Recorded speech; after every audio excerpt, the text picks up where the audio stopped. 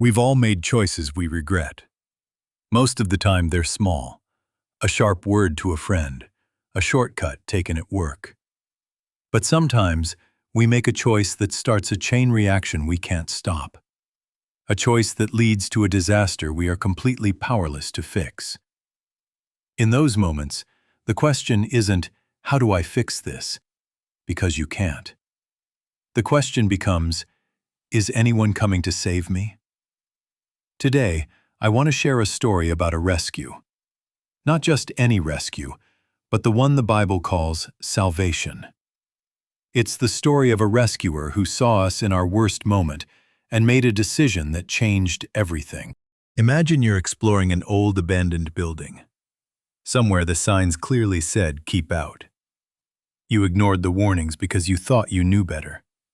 But as you're deep inside, the structure fails.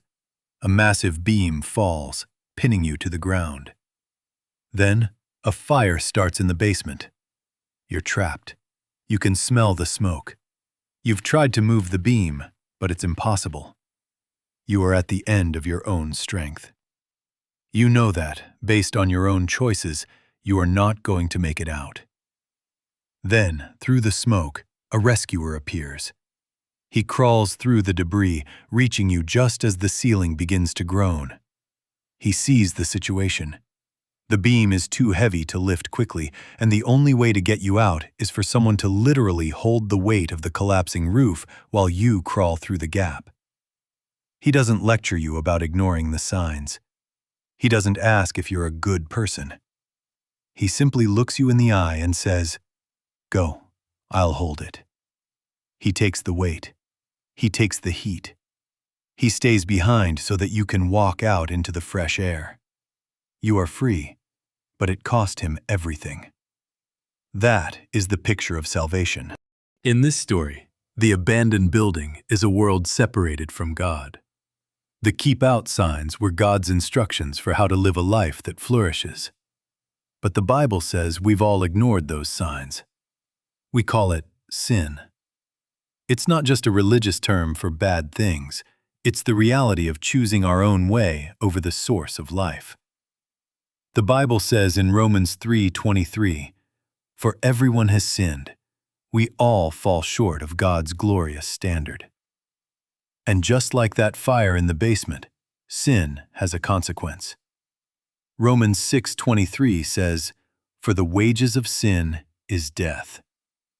We are pinned down by the weight of our own mistakes and the reality of a broken world. We can't good our way out. We can't meditate the beam off our legs. We are stuck. This is the heart of Christianity. Jesus is that rescuer. He didn't just come to give us a motivational speech or a new set of rules. He came to take the weight. When Jesus died on the cross, Christians believe he was standing in that burning building for us. He took the death that the Bible says we earned, so that we could have the life that he lived.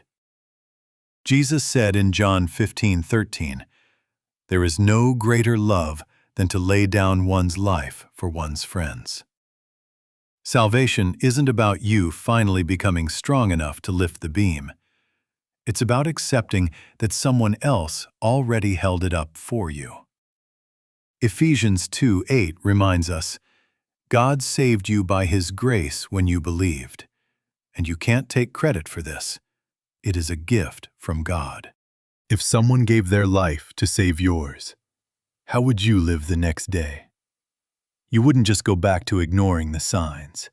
You would live with a profound sense of gratitude and a brand new perspective.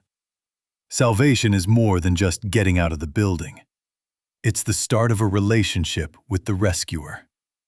It's saying, "I see what you did for me, and I don't want to live without you anymore." You don't need a ritual. You don't need to be perfect.